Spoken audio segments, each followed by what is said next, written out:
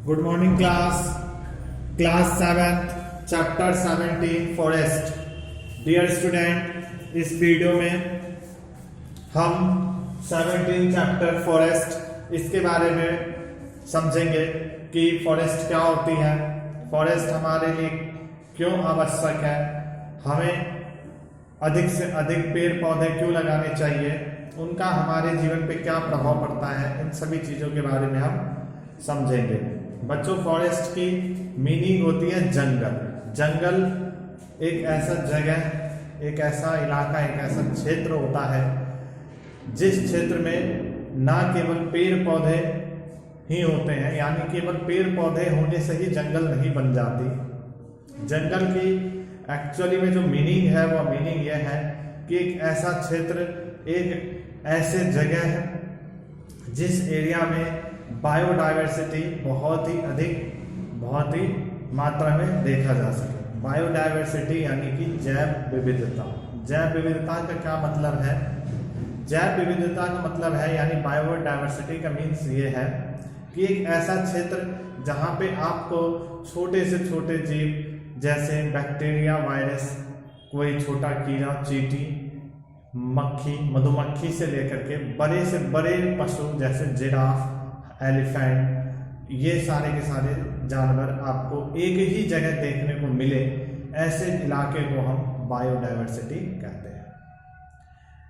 बच्चों, जो यह बायोडाइवर्सिटी है यह हमारे जीवन के लिए और इस अर्थ को बनाए रखने के लिए बहुत ही ज़्यादा इम्पोर्टेंस है। इनका बहुत ही ज़्यादा रोल है, क्योंकि हम यानी मनुष्य जो है वह डायरेक्टली या इनडायरेक्टली रूप से इन जीवों से ही जुड़े हुए हैं, प्रत्यक्ष या अप्रत्यक्ष तौर पे।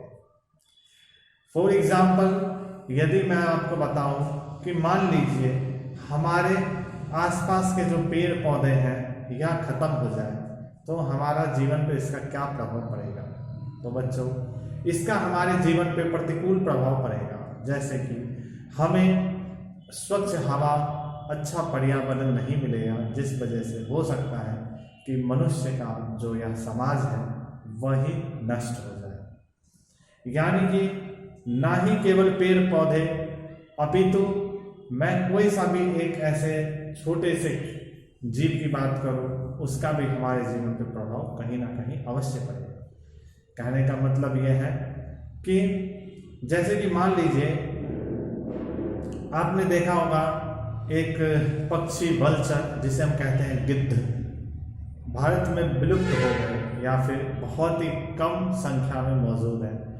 इनके विलुप्त होने से हमारे जीवन पे इनका क्या प्रभाव पड़ा कि अगर यह विलुप्त हो गए तो जहाँ पहले कहीं कोई जानवर, कोई कुत्ता, कोई छोटा मोटा जानवर मर जाता था, तो ये जो गिद्ध होते हैं यह उन्हें आकर के खा लेता था, जिससे कि उनका तो पेट भरता ही था, यह हमारे समाज को भी स्वच्छ रखने में हमें बहुत ही ज़्यादा मदद करते थे। लेकिन मनुष्य ने अपने कुछ लाभ के वजह से, कुछ स्वार्थ की वजह से, उनकी जो क्रियाकलाप थी, जिस वजह से गिद्ध का यह जनसंख्या जो है दिन प्रतिदिन कम होती चली गई और आज हम इनका प्रतिकूल प्रभाव मिलता है। तो यह फॉरेस्ट या जो बायोडाइवर्सिटी का क्षेत्र है वह हमारे लिए बहुत ही ज़्यादा इम्पोर्टेंस है। आपको इस बात को समझना होगा, यानी कि ऐसे क्षेत्र को हमें बढ़ाना चाहिए, उसको नुकसान नहीं पहुंचाना चाहिए। तो बच्चों, हम स्टार्ट करते हैं अपना चैप्टर फॉरेस्ट क्या होता है।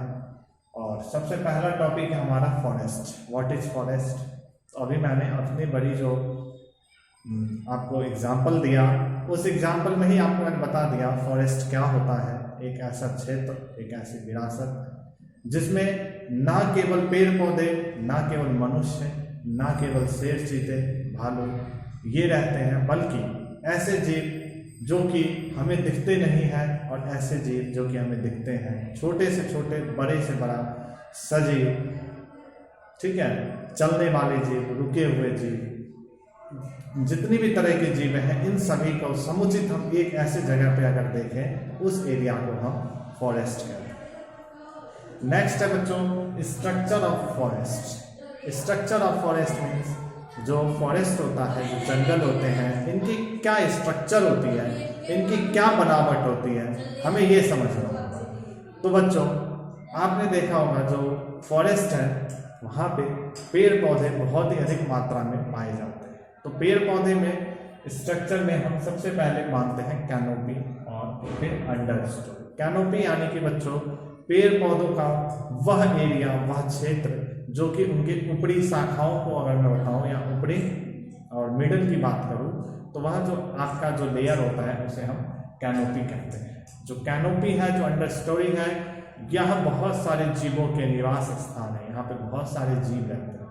फॉर एग्जाम्पल जो आपके पेड़ की जो शाखाएं होती हैं, जो पेड़ के पत्ते होते हैं, उन पे निवास करने वाले कुछ जीव जैसे कि बंदर हो गए, लंगूर हो गया, गिलहरी हो गई, ठीक है, कुछ पशु वो पक्षियां हो गए जो घोंसले बना करके रहते हैं, इन सभी का वह निवास स्थान है। अंडर स्टोरी एक ऐसा क्षेत्र जो कि कह सकते हैं जंगल का बॉटम एरिया होता है, नीचे वाला क्षेत्र जहाँ पे बहुत सारे हिरन हो गए, गाय हो गए, कुत्ते हो गए, जानवर, बहुत सारे ऐसे एनिमल्स हैं जो कि वहाँ रहते हैं। तो हमारा जो फॉरेस्ट का स्ट्रक्चर है, यानी कि फॉरेस्ट की अगर मैं स्ट्रक्चर की बात करूँ तो दो टाइप के हैं, canopy and under story. Next बच्चों हमारा पॉइंट है कंपोनेंट्स ऑफ फॉरेस्ट, यानी कि फॉरेस्ट में हम क्या क्या चीज़ें देखने को मिलती है। तो बच्चों मेनली जो उनके कंपोनेंट्स हैं, वैसे तो फॉरेस्ट बहुत ही ज़्यादा कह सकते हैं लिविंग ऑर्गेनिज्म का एक ग्रुप है, लेकिन हम मेनली अगर इनके कंपोनेंट्स की बात करें तो हमें वहाँ पे 3 टाइप्स का कंपोनेंट देखने को मिलता है। सबसे फर्स्ट है बच्चों हमारा प्लांट्स, जो कि कह सकते हैं हम किसी फॉरेस्ट बिना प्लांट्स का हो ही नहीं सकता, यानी कि प्लांट्स रहने के बाद ही फॉरेस्ट बनेगा। तो फॉरेस्ट में लगभग 70, 80, 90% जो होता है वह क्या होता है हमारा प्लांट्स और ट्रीज होते हैं। तो मेन जो कंपोनेंट्स हैं वो क्या है, प्लांट्स बच्चों ना केवल फॉरेस्ट को बनाए रखने के लिए वह उन जीवों को आश्रय प्रदान करता है, उन जीवों का रहने का निवास स्थान है जो कि उन जंगलों में रहते हैं। वह जीव उन फॉरेस्ट में रह करके उनसे निकले हुए फल फूल को खाते हैं, उनमें ही रहते हैं और वहीं वह विचरते रहते हैं। तो प्लांट्स बहुत ही मेजर कंपोनेंट है। नेक्स्ट बच्चों एनिमल्स। एनिमल्स बच्चों क्या होता है, जो कि आप देखते होंगे जंगलों में शेर, चीते, भालू, लोमड़ी, फॉक्स, जितने भी एनिमल्स जो कि उस जगह पे रहते हैं, जो जिनका वह निवास स्थान है, उन्हें हम कहते हैं एनिमल्स। नेक्स्ट है बच्चों हमारा थर्ड, और वो है हमारा डिकम्पोजर्स। डिकम्पोजर्स क्या होते हैं बच्चों, ऐसे डिकम्पोजर्स होते हैं, अगर मैं बताऊं जैव घटक।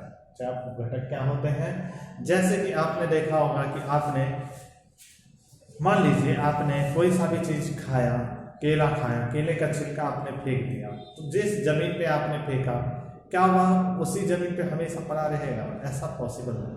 वह मान लीजिए आज नहीं, कल नहीं, साल नहीं, 2 साल नहीं, हो सकता है 3 साल 4 साल, तो पूरी तरह से मिट्टी बन जाएगा। मिट्टी यानी कि वह जो छिलका था उसके जैविक घटक ने, डिकम्पोजर्स ने उसको सड़ा गला करके उसके जैविक कंपोनेंट से उसको हटा दिया। ठीक है बच्चों, तो वो हमारी क्या होते हैं डिकम्पोजर्स। इसमें बहुत तरीके के बैक्टीरियाज वगैरह सब पाए जाते हैं जो कि हमारे लिए भी इम्पोर्टेंस रखता है और किसी भी चीज को वह सड़ाने का काम करता है, यानी कि उसकी वजह से वह डिकम्पोज हो जाती है। नेक्स्ट बच्चों और लास्ट पॉइंट हमारा वह इम्पोर्टेंस ऑफ फॉरेस्ट। फॉरेस्ट की क्या इम्पोर्टेंस है, इसको अगर मैं बताऊं इससे अच्छा तो होगा कि आप एक बार सोचें कि फॉरेस्ट का हमारे जीवन में क्या उपयोग है, क्योंकि इस वीडियो में ही मैंने स्टार्टिंग में ही आप बहुत सारी बातें जानकारी दी फॉरेस्ट और उससे जुड़ी हुई थी। सबसे पहले बच्चों forest provide many useful products like wood, honey, gum, fruits, oil, spices and extra. Forest से बच्चों हमें बहुत तरीके के पेड़ पौधे में से हमें मेडिसिन प्राप्त होता है और ऑक्सीजन प्राप्त होता है, लकड़ियाँ प्राप्त होती हैं, आश्रय प्राप्त होता है और फल फूल और एक ऐसा सुंदर एनवायरनमेंट प्राप्त होता है जो कि हमें और हमारे अपने समाज को, अपने बाकी जीवों को जीने के लिए बहुत ही आवश्यक है। नेक्स्ट बच्चों आपका है forest maintain balance between oxygen and carbon dioxide. आप सभी जानते हैं कि हम मेनली जो गैस लेते हैं वो ऑक्सीजन होता है, और रेस्पिरेशन के बाद जो हम गैस को रिलीज करते हैं वो कार्बन डाइऑक्साइड होता है। बच्चों, कार्बन डाइऑक्साइड एक ऐसा गैस है जो कि इस अर्थ की जो टेम्परेचर है उसको लगातार बढ़ाने का काम करता है। हमारे एटमॉस्फेयर में ऑक्सीजन की प्रेजेंस के कंपेयर में कार्बन डाइऑक्साइड का प्रेजेंस केवल 0.03% है। उसके बावजूद कार्बन डाइऑक्साइड बहुत ही ज़्यादा टेम्परेचर करता है। इसलिए कार्बन डाइऑक्साइड ऑक्सीजन के बीच में मेंटेन करने का काम कौन करता है? तो फॉरेस्ट करता है। जितने अधिक फॉरेस्ट होंगे उतना ही कम वो जो हमारा अर्थ का टेम्परेचर है वो कम होगा। फॉरेस्ट वाटर साइकिल को मेंटेन करता है।